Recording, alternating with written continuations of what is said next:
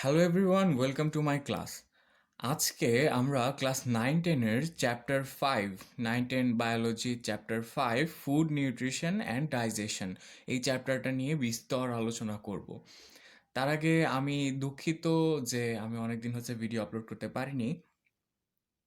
তো এই চ্যাপ্টারে আমরা কি কি শিখবো? এই চ্যাপ্টারটা অনেক ইম্পর্ট্যান্ট একটা চ্যাপ্টার, অনেক কিছু আছে এই চ্যাপ্টারে, অনেক জানার কিছু আছে, অনেক ম্যাথ আছে, অনেক কিছু আছে।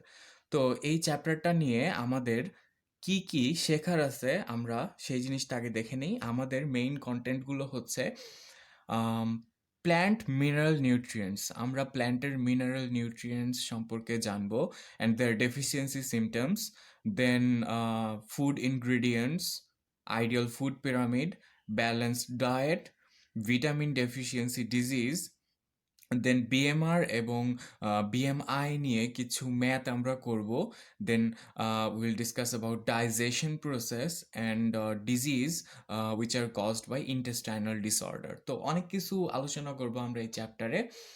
তো আই হোপ তোমরা চ্যাপ্টারটা মনোযোগ দিয়ে দেখবা এবং অনেক কিছু শিখবা। ওকে, সো চলো শুরু করা যাক।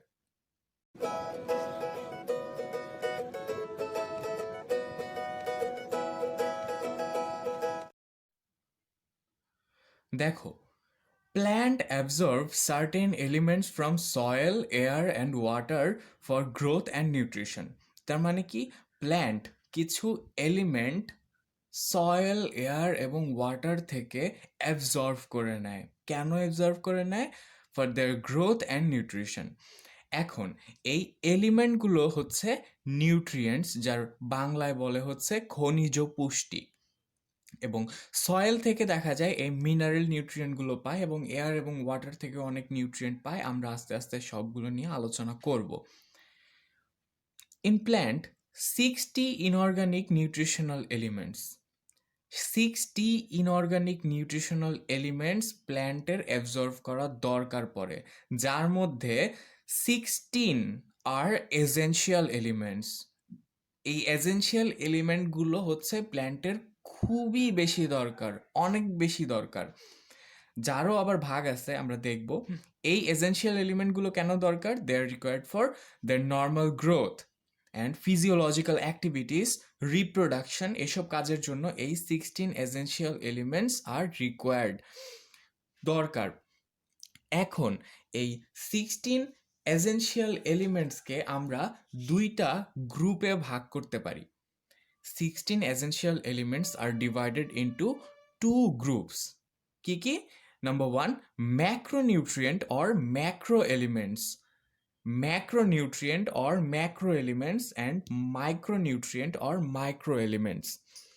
Macronutrient যেসব এলিমেন্ট প্ল্যান্ট হচ্ছে large quantities consumed in large quantities, they are macronutrients.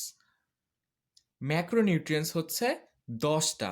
এই 16টার মধ্যে 10টা নিউট্রিয়েন্ট এলিমেন্টস হচ্ছে ম্যাক্রোনিউট্রিয়েন্টস অ্যান্ড 6টা হচ্ছে মাইক্রোনিউট্রিয়েন্টস। ম্যাক্রোনিউট্রিয়েন্টটা লার্জ কোয়ান্টিটিসে কনজিউমড করে অ্যান্ড মাইক্রোনিউট্রিয়েন্ট হচ্ছে consumed in very small quantities, খুব কম দরকার পড়ে প্ল্যান্টের। বেশি দরকার পড়ে এমন জিনিসগুলো কি কি? Oxygen, magnesium, phosphorus, potassium, carbon, nitrogen, sulphur, hydrogen, calcium and ferrous বা আয়রন। এখন এটা মনে রাখার জন্য এক একজন এক এক টেকনিক ইউজ করে। অ্যান্ড দেখো, মাইক্রোনিউট্রিয়েন্ট আছে 6টা। কি কি? Zinc, manganese, molybdenum, boron, copper, chlorine. এখানকার যে কোনো একটা তুমি যদি ম্যাক্রোনিউট্রিয়েন্ট মনে রাখো, তোমার মাইক্রোনিউট্রিয়েন্ট মনে রাখার দরকার আসলে নাই। তোমার যদি এটা এমসিকিউতে কোশ্চেন আসে, তুমি এটা তুমি বের করতে পারবা যে কোনটা মাইক্রোনিউট্রিয়েন্ট, কোনটা ম্যাক্রোনিউট্রিয়েন্ট। জাস্ট তুমি আইডেন্টিফাই করতে পারবা। তার জন্য তোমার যে কোনো একটা মনে রাখতে হবে, যেটা তোমার কাছে সহজ মনে হয়। ওকে, সো আমি এখানে কিছুটা গুছিয়ে লেখার চেষ্টা করেছি। যেমন আমি লিখেছি অক্সিজেন, ম্যাগনেসিয়াম, তুমি এভাবে ওএমজি, দেন পিকে, পিকে একটা মুভি আমরা দেখছিলাম পিকে। ওকে, সিএন, কার্টুন নেটওয়ার্কের সিএন। ওকে, দেন ক্যাফে, ক্যাফে, জাস্ট ক্যাফে যেখানে আমরা কফি খাই, জাস্ট এভাবে মনে রাখতে পারলে তোমার জন্য সুবিধা, তুমি যেভাবে মনে রাখতে পারো।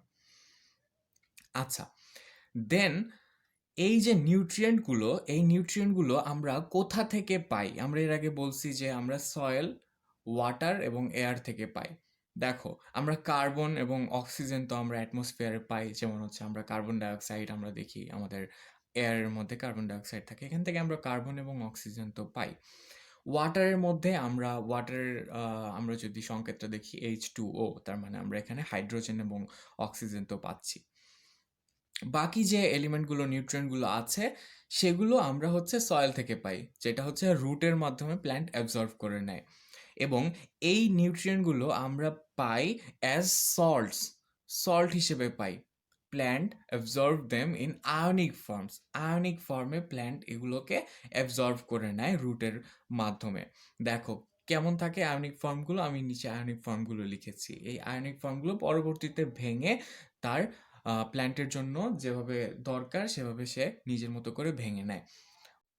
এরপর আমরা এই এলিমেন্টসগুলো আরেকটু ডিটেলসে দেখব, প্রত্যেকটা এলিমেন্টস ডিটেলসে দেখব যে কেন এটা প্ল্যান্টের জন্য দরকার এবং এদের ডেফিসিয়েন্সির জন্য কি কি প্রবলেম হতে পারে।